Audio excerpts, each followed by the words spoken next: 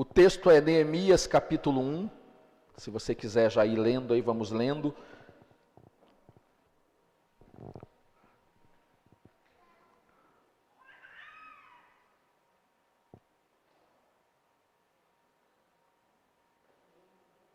Neemias capítulo 1.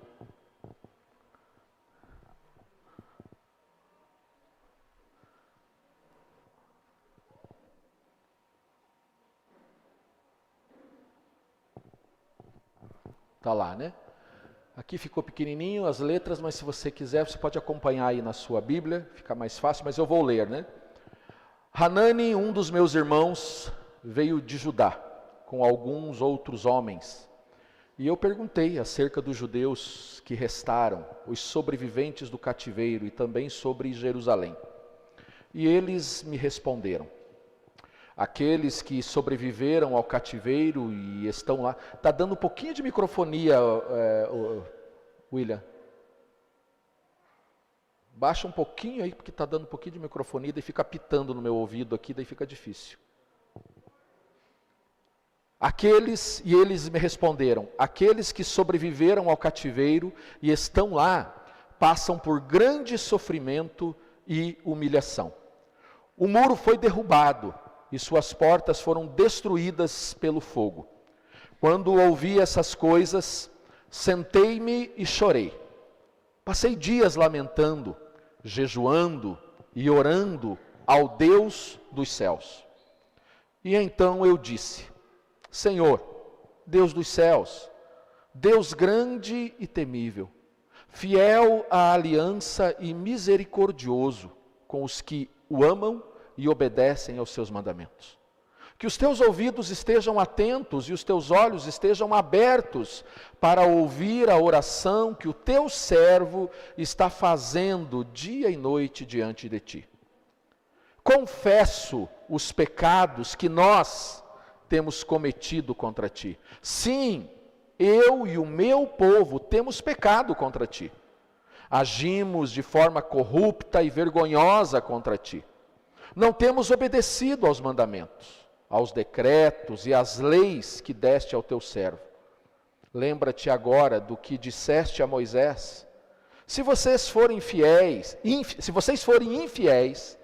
eu os espalharei entre as nações. Mas se vocês voltarem para mim e obedecerem aos mandamentos e os puserem em prática, mesmo que vocês estejam espalhados pelos lugares mais distantes debaixo do céu, de lá eu os reunirei e os trarei para o lugar que escolhi para estabelecer o meu nome. Estes são os teus servos, o teu povo.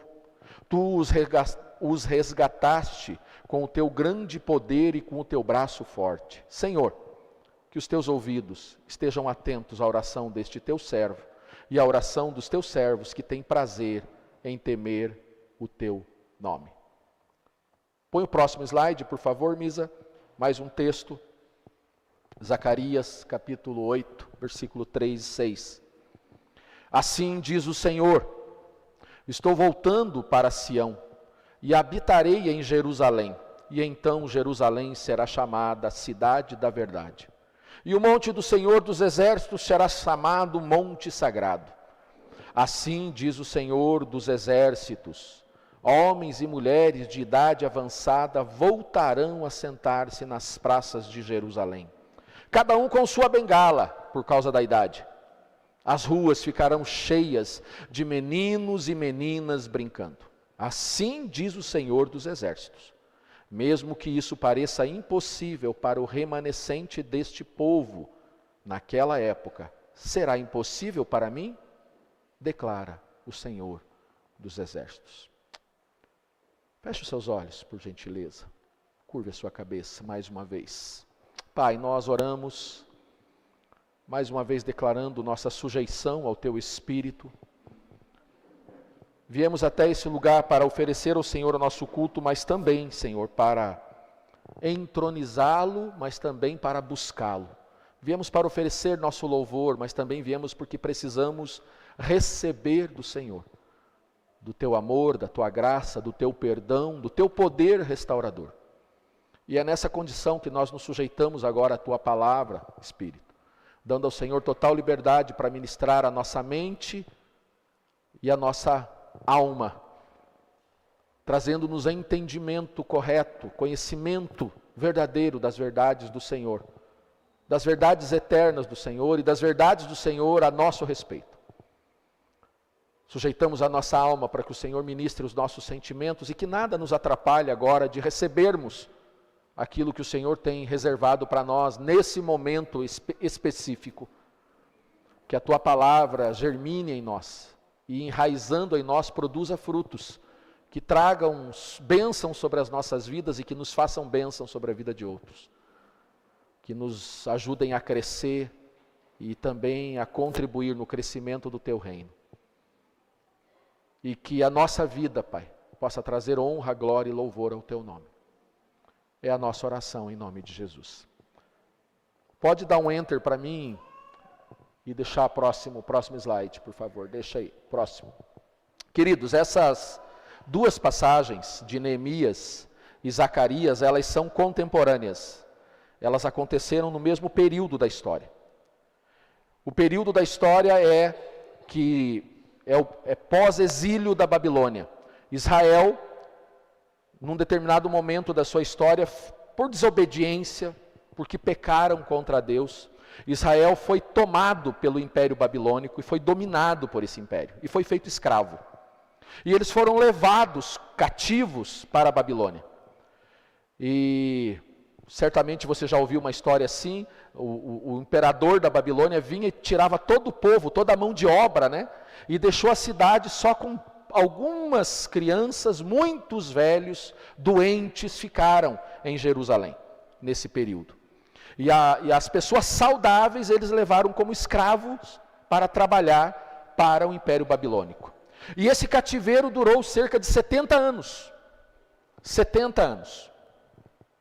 E quando o nosso falecido irmão Neemias, né, que escreveu aqui essa carta, que registrou esse trecho aqui, está falando, o cativeiro já acabou.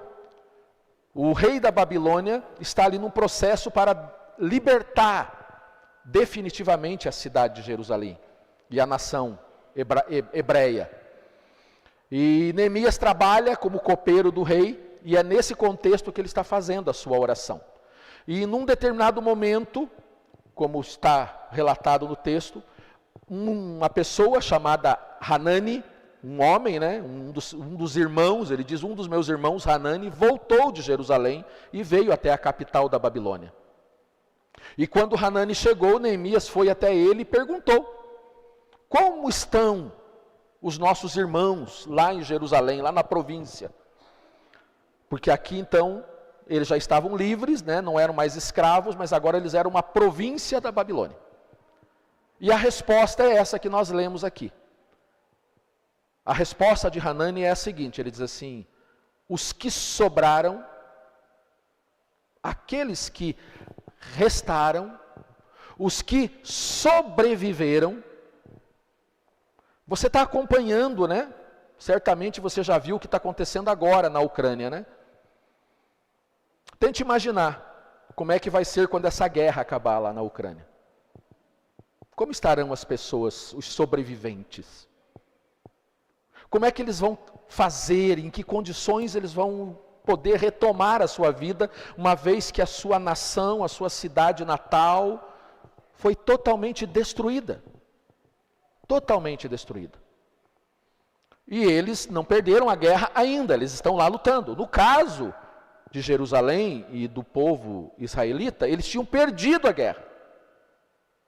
E aqui, nesse momento, 70 anos haviam se passado, e eles estavam agora libertos, mas a situação deles era essa. E a expressão, né, quando a gente lê, a gente às vezes precisa, né, tomar um certo cuidado quando lê, né, para tentar entender a mensagem que está nas entrelinhas. E a mensagem, quando o Hanani diz a Neemias, aqueles que sobraram, os que sobreviveram, os que restaram, eles estão passando por grande sofrimento e humilhação. Esse era o sentimento deles, essa era a situação. Os que ainda estavam vivos na província de Jerusalém tinham um sentimento de humilhação, se sentiam humilhados e sofriam com aquela situação.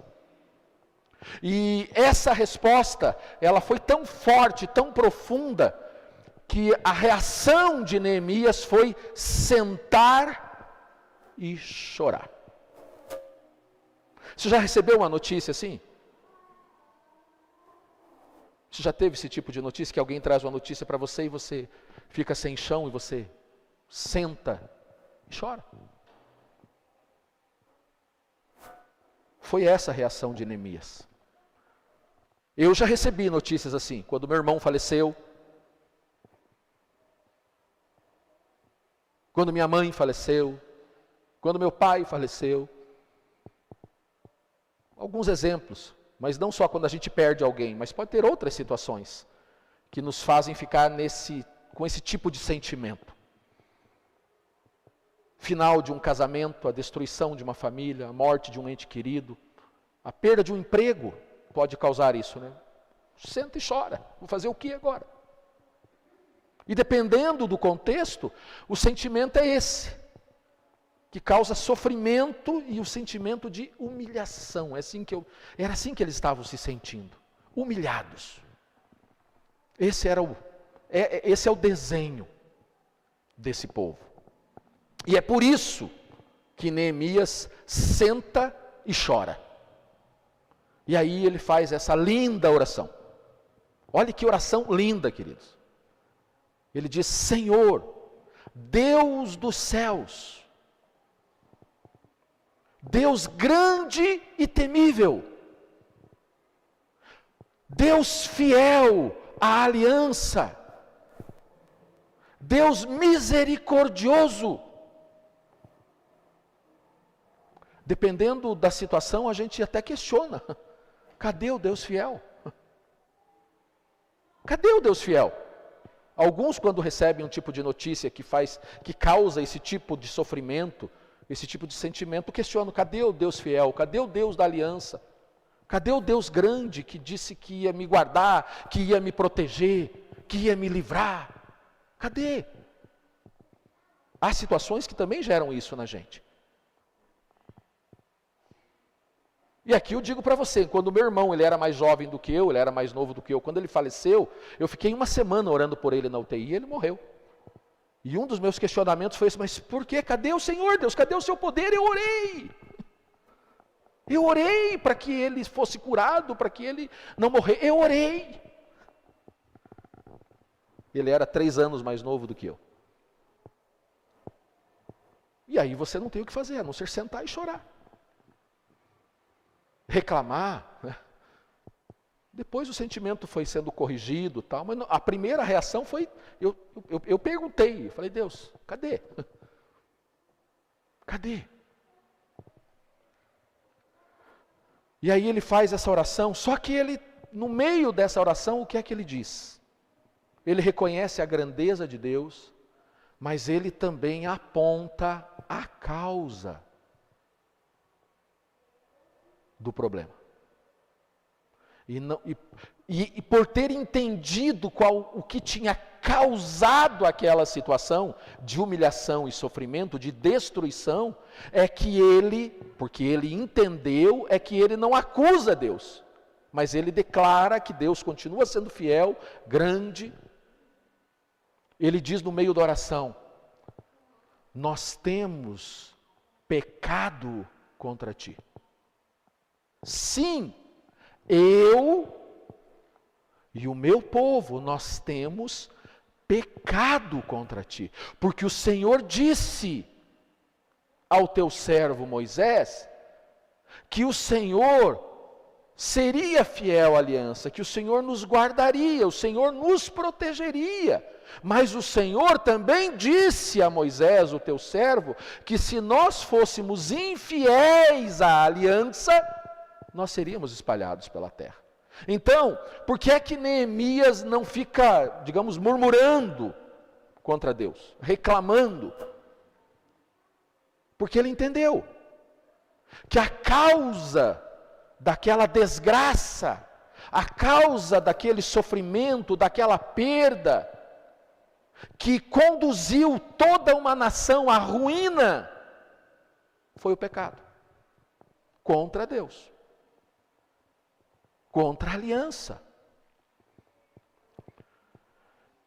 Mas é muito interessante, porque como eu disse para você, o segundo texto que nós lemos de Zacarias, ele é contemporâneo. Porque no mesmo período que Neemias está vivendo ali, ou exercendo o seu ministério profético sobre a nação de Israel, Zacarias também é um profeta. Só que Neemias, ele está lá na Babilônia. Zacarias está lá em Jerusalém, na região da Judéia. A diferença é que um está numa região e o outro está noutra região. Mas eles são contemporâneos. E enquanto Neemias está orando e clamando a Deus, Deus está levantando o profeta Zacarias lá, aonde as pessoas estão se sentindo humilhadas, estão em sofrimento. Eles estão, pode dar mais um enter, deixa lá naquela imagem de ruínas ou praças para mim, por favor, Misa. Deixa na imagem. Essa aí, obrigado. Enquanto o povo está lá nas ruínas, Zacarias está profetizando. E qual é a profecia de Zacarias? Ele diz: eu estou voltando para Sião, e eu voltarei a habitar em Jerusalém. O que é que ele está dizendo? Que por causa da atitude pecaminosa do povo, ele tinha deixado Jerusalém, ele tinha saído de Jerusalém, ele não habitava lá. E como ele não estava, entre aspas, habitando ali, os babilônios vieram e dominaram tudo. E chegou nessa situação. O texto de Neemias diz que o estado da cidade é mais ou menos aquele desenho lá em cima: ruínas, destruição. Os muros foram derrubados e as portas da cidade foram incendiadas, está tudo em ruínas. Deixa eu dizer uma coisa muito séria para você. A semente, o pecado é uma semente. E a colheita do pecado é a destruição. É a morte. O pecado é uma semente. E a colheita, o fruto que essa semente produz é morte. É destruição. É ruína. É dor. É sofrimento. É humilhação. É isso que a semente do pecado produz como fruto. E como diz a oração de Neemias, por causa do pecado desse povo, contra a aliança com Deus, é que eles chegaram nessa situação. E por isso ele faz essa oração de arrependimento, pedindo perdão a Deus, pelo pecado da quebra de aliança com Deus.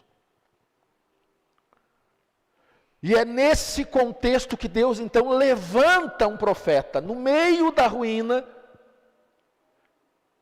Eles estão olhando, está tudo destruído, eles olham para um lado e o que eles veem é resto de obra, porque caiu tudo, o muro derrubou, é fogo nas portas destruídas. O que eles veem são pessoas chorando, lamentando, tristes, desanimadas, sem perspectiva, sem expectativa, sem esperança. É esse o quadro que está em Jerusalém. E é nesse caos, é entre as ruínas, que Deus levanta o profeta e diz: eu estou voltando. Eu habitarei novamente em Jerusalém. E essa cidade, ela será chamada a cidade da verdade. O monte do Senhor dos Exércitos será chamado Monte Sagrado. E aí, olha só, e ele diz assim: homens e mulheres de idade avançada voltarão a sentar-se nas praças de Jerusalém.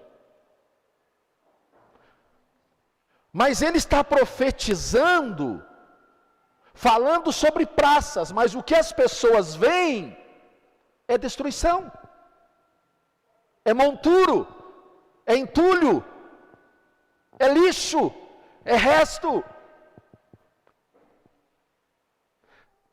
Às vezes é difícil, né, querido? Alguém levanta-se e libera uma palavra sobre a nossa vida, mas quando a gente olha para o lado, a realidade diz: mas como?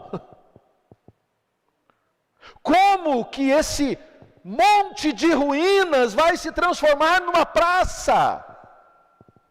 Mas ele não só fala da praça, ele diz: velhos, gente de idade avançada, vai poder estar assentado no final da tarde, vendo o sol se pôr.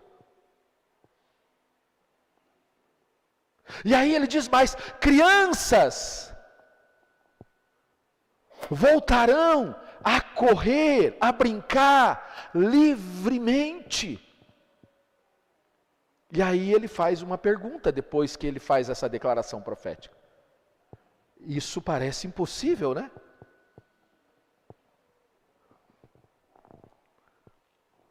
Ele diz: as ruas ficarão cheios de meninos e meninas brincando. E aí, como as pessoas, por conta do momento em que estão vivendo, naturalmente, porque dependendo do momento, querido, dependendo da circunstância, quando nós olhamos, é natural que a gente diga: lascou, não tem mais jeito. Como? De que jeito? Você pega o cartão, o extrato, né? O boleto, você olha para o extrato e você diz assim: hã? Como? De que jeito? Essa é a realidade. Ruína de um lado, como que eu vou pagar? Como é que eu vou pagar? Não.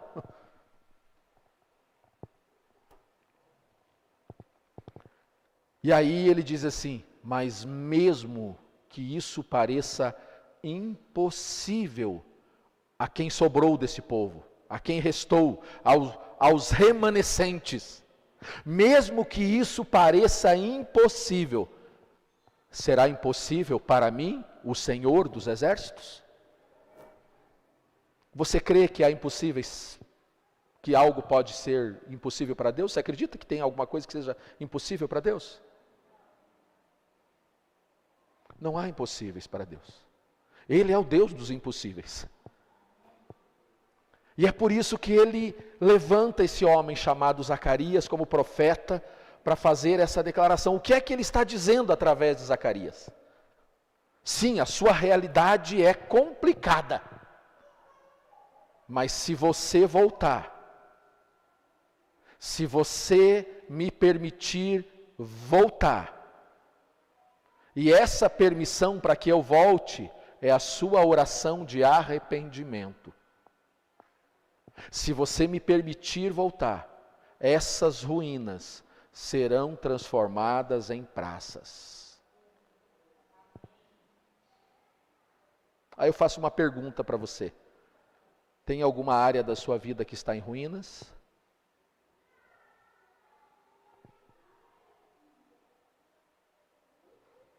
Tem alguma área da sua vida que está em ruínas? Responda para você. Ou melhor, responda para ele. Então eu quero declarar profeticamente sobre a sua vida nessa noite. Se você permitir que o Senhor volte a ser Deus sobre a sua vida, essa área de ruína será transformada numa praça. Porque não há impossíveis para o Senhor dos Exércitos. mas você precisa permitir. E a permissão para que Ele retorne a ser o seu Deus é uma oração de arrependimento. Porque se a semente do pecado produz um fruto chamado morte, destruição, sofrimento, humilhação, a semente do arrependimento, ela produz vida eterna e abundante. O arrependimento também é uma semente. E o fruto desta semente chamada arrependimento é vida. E vida em abundância. Porque eu vim para que vocês tenham vida e a tenham em abundância.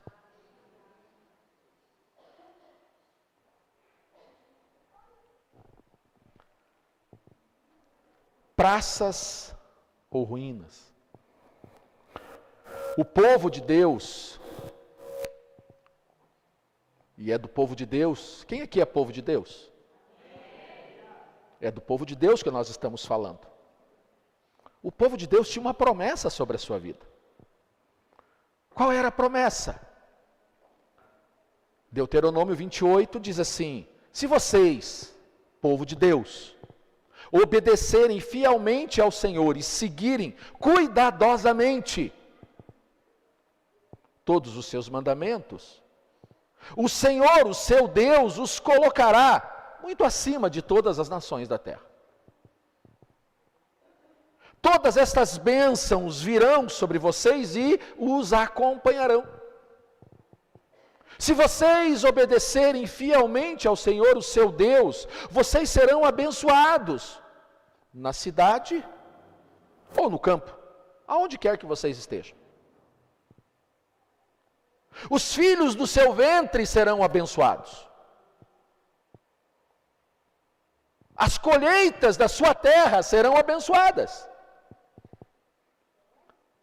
Os bezerros e os cordeiros dos seus rebanhos serão abençoados. A cesta da sua amassadeira será abençoada. E vocês, povo de Deus, serão abençoados em tudo o que fizerem. E se o inimigo, diz Deuteronômio 28, e se o inimigo vier contra você por um caminho, por 7 ele fugirá. Se ele vier contra você, se o inimigo te atacar por um caminho, por 7 ele fugirá. E o Senhor enviará bênçãos aos seus celeiros, e abençoará tudo o que as suas mãos fizerem.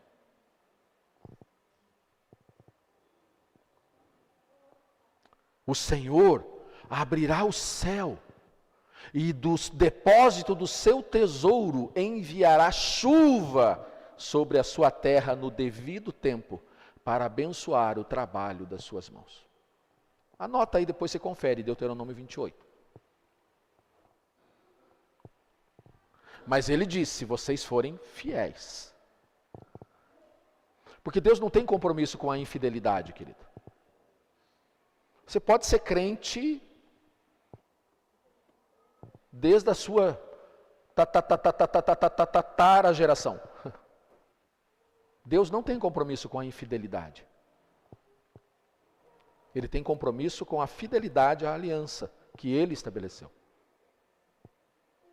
Efésios capítulo 2, Paulo escreve assim: Deus é rico em misericórdia. E em seu grande amor, amor com o qual ele nos amou, ele nos deu vida juntamente com Cristo. Quando nós ainda estávamos mortos em nossas transgressões, fomos salvos pela graça.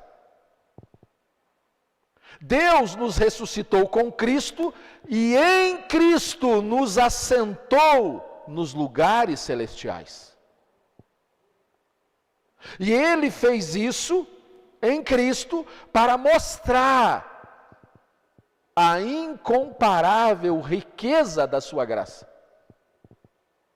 demonstrada em sua bondade para conosco em Cristo Jesus. O que é que Paulo está dizendo? Ele está resumindo e aplicando Deuteronômio 28. Aqueles que estão em Cristo experimentarão da graça, da bondade, do amor, do favor, do poder de Deus em Cristo. E daquilo que esse amor, que essa graça, que esse favor, que esse poder de Deus em Cristo é capaz de realizar em quem está em Cristo.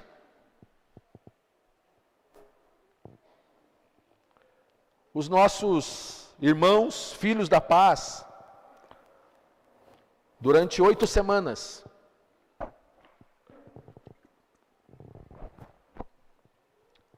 foram ministrados. E eu vou dar aqui um resumo muito rápido, apenas para consolidá-los, relembrá-los e consolidá-los, e para dar um contexto para os que ainda não participaram das casas de paz. E você pode participar, viu? Se você tiver interesse depois, você procura o pastor Diomedes, que é ele que coordena isso. Dá um enter para mim, por favor. Isso, está ali, é esse mesmo. Nesses estudos, durante 8 semanas, entre tudo que foi falado, nós ouvimos sobre a vida de Cornélio. Atos, capítulo 10. Anota aí, depois você confere lá. Cornélio, diz o texto de Atos, era um homem piedoso, de uma família piedosa, temente a Deus. Ele era um homem bom. Diz o texto de Atos que ele dava muitas esmolas, ele fazia o bem a todos. Mas faltava alguma coisa na vida de Cornélio, mesmo ele sendo um homem bom, piedoso, temente a Deus. Faltava alguma coisa. E o texto de Atos diz que num determinado dia, ele está em oração, quando ele tem uma visão, uma revelação. E nessa visão, nessa revelação, neste acontecimento sobrenatural, Deus fala com Cornélio. E olha só o que o anjo diz. Ele diz: Cornélio, as suas orações foram ouvidas. Sabe o que é que o anjo está dizendo a Cornélio? Cornélio, a sua fidelidade está sendo recompensada.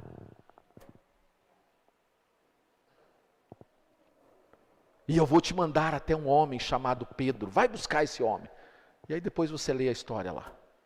E o final dessa história, na vida de Cornélio, é que Pedro, o apóstolo Pedro, o Pedrão, aquele que a gente falou dele esses dias atrás, nós falamos bastante mal do Pedrão esse dia aqui, né? Estávamos falando da vida do Pedro. Crente gosta de falar da vida dos outros, né? Principalmente quem já morreu. O Pedro morreu e a gente estava falando dele esses dias aqui. O Pedrão, o irmão Pedro, aquele com quem nós nos parecemos bastante, foi até a casa de Cornélio e algo sobrenatural aconteceu naquela casa. Porque Cornélio abriu a sua casa, Pedro foi até lá e diz o texto que o Espírito de Deus tomou todo mundo que estava naquela casa. Vocês lembram, né? Vocês estudaram. Lucas 19 fala de um outro personagem, de uma outra pessoa, um pouco diferente de Cornélio, chamado Zaqueu. Diferente de Cornélio, Zaqueu não era um homem temente a Deus. Ele não era de uma família piedosa. Ele era um publicano e ele roubava na coleta dos impostos. Mas, e diz que ele ficou rico fazendo isso. Ele era um homem rico.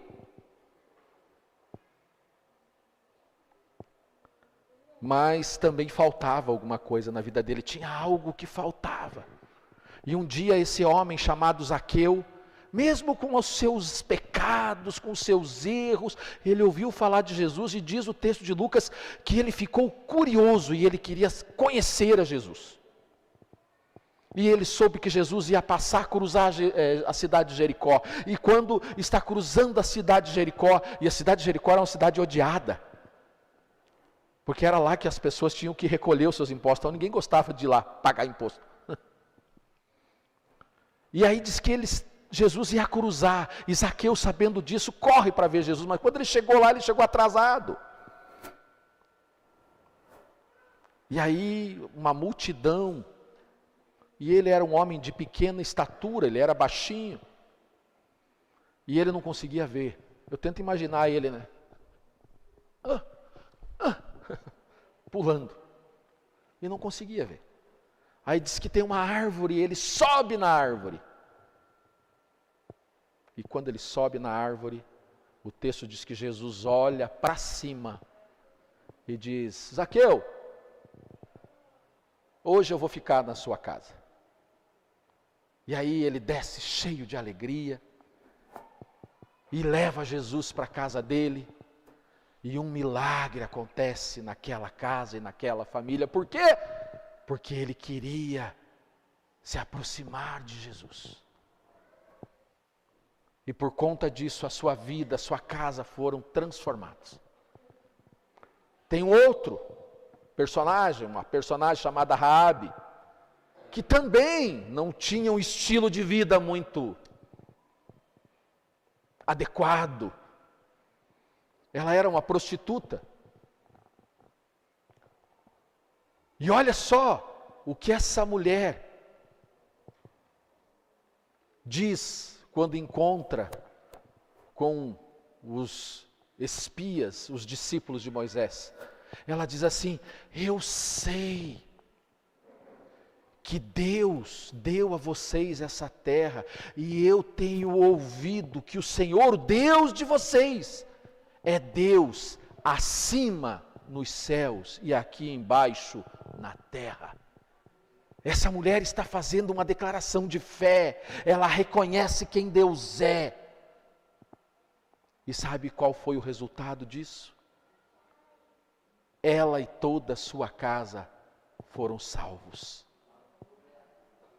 Mesmo sendo uma prostituta, mas quando ela reconheceu quem Deus era, a vida dela é mudada. Aí vocês viram outros textos, né? Nos quais eu não vou. Marcos, que conta a história de quando Jesus entrou numa casa e ele fez a seguinte declaração. Ele disse: quem faz a vontade do meu Pai, esses são a minha família. Esses são os meus irmãos. Aqueles que fazem a vontade do meu Pai. Sabe o que é que Jesus está dizendo ali em Marcos 3:20? Ele está dizendo o seguinte: o meu Pai tem compromisso com quem é dele. Com quem não é, ele não tem. Com quem não é, ele não tem. Mas aqueles que são dele, ele tem. E quem são os que são dele? Aqueles que fazem a vontade dele. O outro personagem é Lázaro, lá em João 11. E Lázaro, ele não era como Cornélio, não era como Zaqueu, não era como Raabe, porque Lázaro ele tem uma característica, ele é um amigo de Jesus. Lázaro ocupava um lugar especial na relação com Jesus.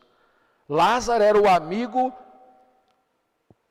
que Jesus ia para a casa dele quando estava cansado. Era para lá que ele corria para descansar. Ele era amigo de Jesus. Mas mesmo sendo amigo de Jesus, ele passou por um momento de ruína. E ele ficou doente. E adoecido, morreu. Mas ele tinha um lugar especial na sua relação com Jesus.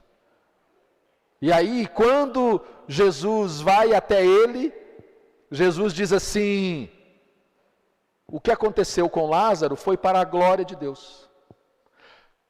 Você sabia, querido, que quando nós conseguimos esse lugar de amigos de Jesus, até o que acontece de ruim na nossa vida glorifica o nome de Deus? Foi isso que aconteceu com Lázaro. E foi aqui, nessa dinâmica da história da vida desse homem chamado Lázaro, na casa de quem Jesus tinha presença constante, frequente, que no momento de dor, de sofrimento, eles experimentaram o poder da ressurreição e da vida. Foi nesse contexto de amizade, de fidelidade, de permanência, de presença constante de Jesus na casa, que fez com que Lázaro e suas irmãs experimentassem o poder da ressurreição. Queridos, se Jesus for presença constante na sua casa, toda a morte será ressuscitada.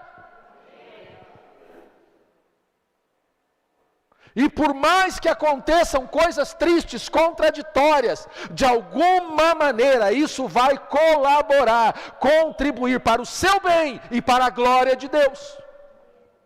Mas ele precisa ser presença constante na sua casa.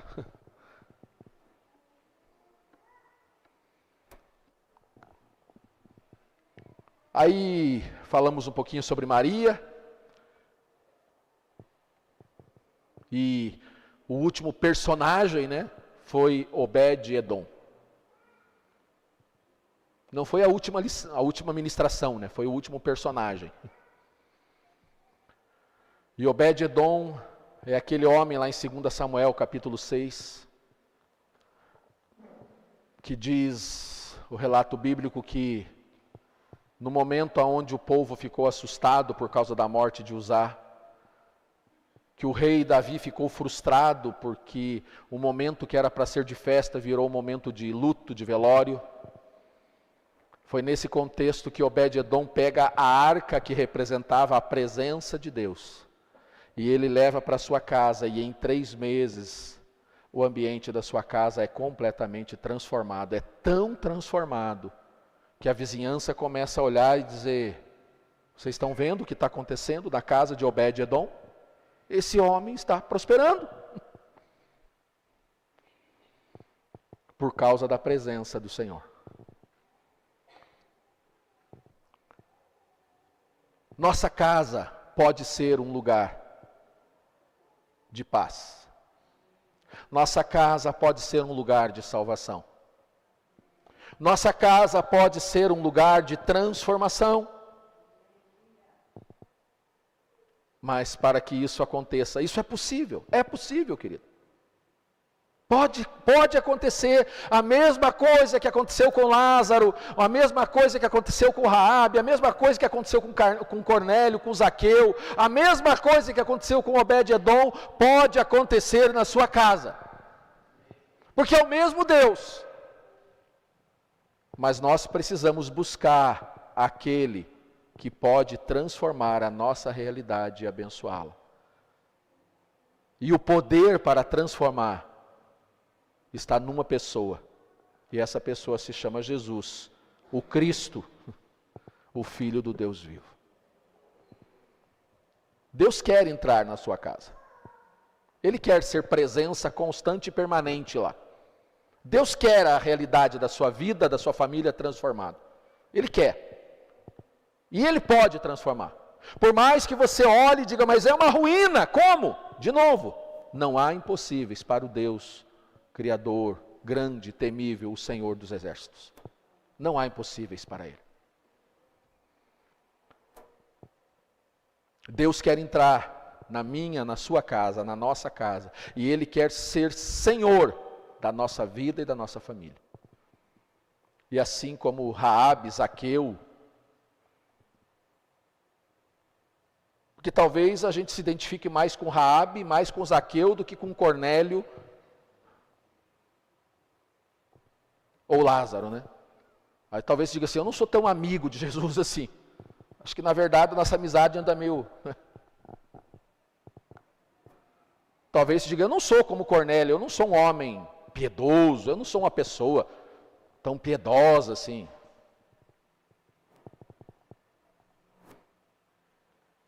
Talvez a gente se identifique mais com Raabe ou mais com Zaqueu.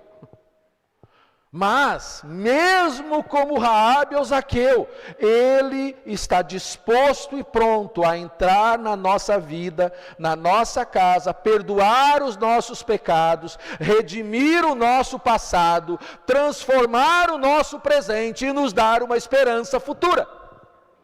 Ele está disposto a fazer isso. Ele quer fazer isso.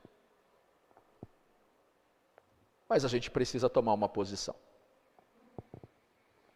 Diante do que Deus tem e do que Deus nos promete, a gente precisa tomar uma posição.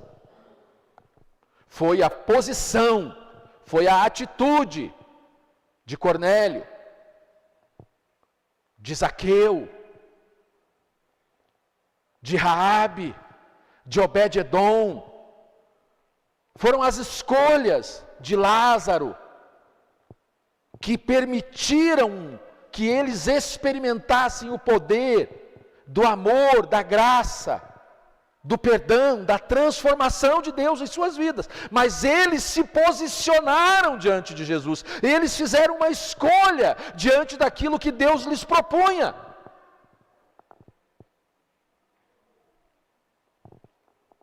E nós precisamos tomar uma decisão, uma posição diante daquilo que Deus nos propõe e nos promete. Nós precisamos ser firmes e perseverantes em nos alinharmos à vontade dEle. Deus tem o seu tempo de agir, a maneira de Deus fazer as coisas na nossa vida passa, se envolve em processos, e enfrentar e passar por esses processos até que tudo se torne realidade é um desafio, nós enfrentamos desafios. Mas se nós tomamos a posição, Ele mesmo ministra em nós fé. A fé para perseverarmos até que as portas do sobrenatural se abram e a bênção de Deus seja derramada sobre as nossas vidas.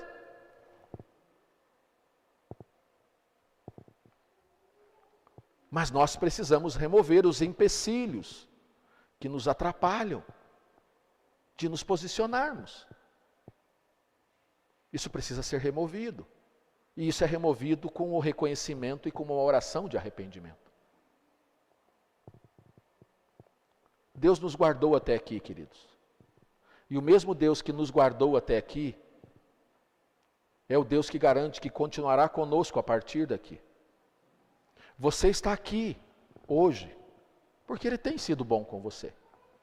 Por mais que o seu momento não seja o melhor, pode ser que alguém aqui não esteja no melhor momento da sua vida. Mas Ele te guardou até aqui. Ele te manteve, Ele te sustentou até aqui. E o mesmo Deus que te trouxe até aqui para ouvir essa palavra, é aquele que diz, eu estarei com você a partir daqui todos os dias. Seja fiel à nossa aliança, e você experimentará daquilo que eu quero realizar na sua vida e através da sua vida. Quando você olhar hoje para o seu estado presente, o seu momento atual, seja grato. Seja grato. Faça como Neemias. Não murmure. Porque nada deu certo. Porque olha aí, cadê Deus? Não, faça como Neemias, Senhor. O Senhor é um Deus fiel. O Senhor é um Deus bom. O Senhor é um Deus grande. Faça como Neemias. Isso é gratidão, é reconhecimento, é honra, é louvor. E quando nós tomamos essa atitude, e de reconhecer que se algo não está bom, se algo não está bem, não é porque Deus não é bom, não é porque Ele não é fiel, é porque a gente pisou na bola. Quando nós tomamos essa atitude, sabe o que Ele faz? Ele move o sobrenatural, e Ele começa a levantar, e esse movimento nas regiões celestiais em Cristo Jesus, começam a liberar sobre aqueles que são sinceros, a graça transformadora dEle. Então, Não só pedir perdão e se arrepender, mas também expressar gratidão e perceber como Ele nos guardou e nos sustentou até aqui. E sermos corajosos, confiantes de que Ele estará conosco a partir daqui. E por mais que a situação, e há situações que passam por um processo mais longo, para que a transformação seja plena, por mais que ela pareça demorar, há uma promessa. E Ele é fiel à sua promessa. Então nós precisamos ser corajosos e perseverarmos. Porque, querido, como aconteceu com Lázaro, Deus quer nos abençoar, mas tem alguém que quer que não sejamos abençoados. Você quer ser abençoado, mas tem alguém que não quer que você seja abençoado. E você sabe de quem eu estou falando. Não estou falando do seu vizinho invejoso, não. Não é dele que eu estou falando. Estou falando daquele dito cujo. Sabe aquele, quando estava tudo bem lá no Éden, no jardim, ele entra lá e começa a sugerir, dar sugestões. Porque ele não estava feliz com aquele casal abençoado.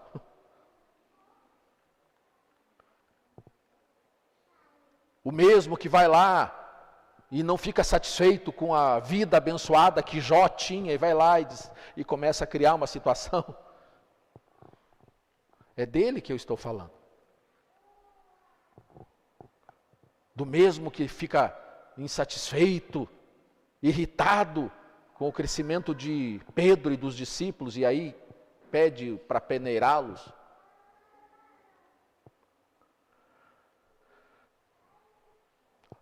Lázaro escolheu ser discípulo de Jesus. Lázaro escolheu ser amigo de Jesus. Lázaro decidiu, junto com as suas irmãs, abrir a sua casa para Jesus. Cornélio perseverou na oração, perseverou na sua vida piedosa, até que o que ele buscava aconteceu. Raabe reconheceu quem era Deus. Zaqueu, num instinto, num sentimento de que precisava, foi atrás de Jesus e o levou para a sua casa. Obed-edom percebe a oportunidade de ter a presença, a arca da presença de Deus dentro da sua casa. Você percebe que a vida desses homens e dessas mulheres não mudou porque eles eram crentes, mas porque eles tomaram a decisão certa e se posicionaram diante do que Deus lhe estava propondo. Deus quer ser Senhor da sua vida. E Ele está te oportunizando isso hoje. A questão é, qual será a sua posição diante disso? Feche os seus olhos. Curve a sua cabeça.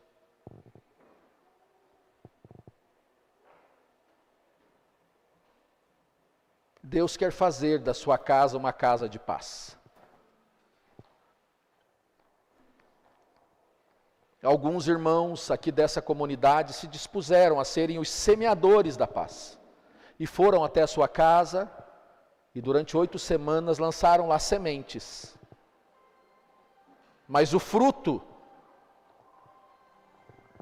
virá diante do seu posicionamento. Esses irmãos, alguns deles, voltarão à sua casa.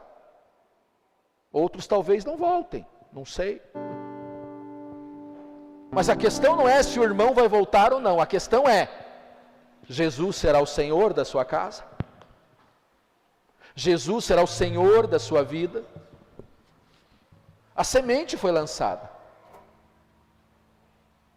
mas é a sua posição diante da semeadura feita que trará os frutos da paz, da transformação, do milagre que ainda não aconteceu. E nós já temos testemunhos que muitos milagres aconteceram nesses últimos 2 meses em algumas casas. Nós temos ouvido que muitos milagres aconteceram, mas nós também sabemos que nem todos os milagres necessários ainda aconteceram, o que não significa que não acontecerão. A semente foi lançada e haverá uma colheita. Se essa semente for regada, o fruto aparecerá. O fruto aparecerá, se essa semente for regada.